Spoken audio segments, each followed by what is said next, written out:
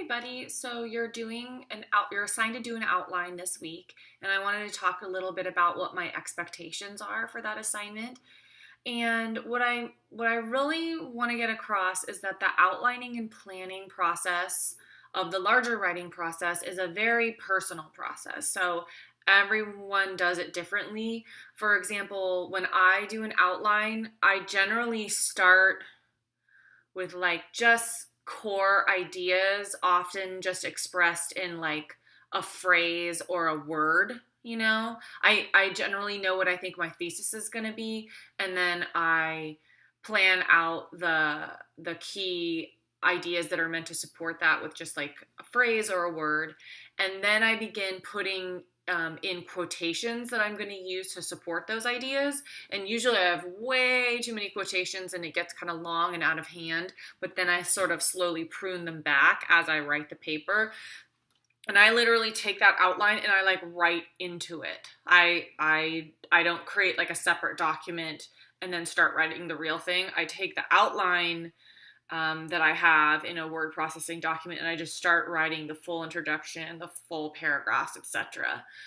I've seen some people do these really detailed, almost like visual spatial outlines where they use clustering and they have symbols and it's very like artistic.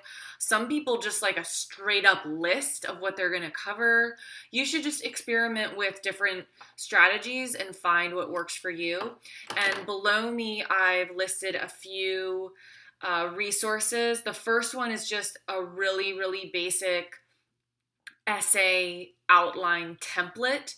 You don't have to use that, but it's nice to look at because it clarifies like, what's your thesis?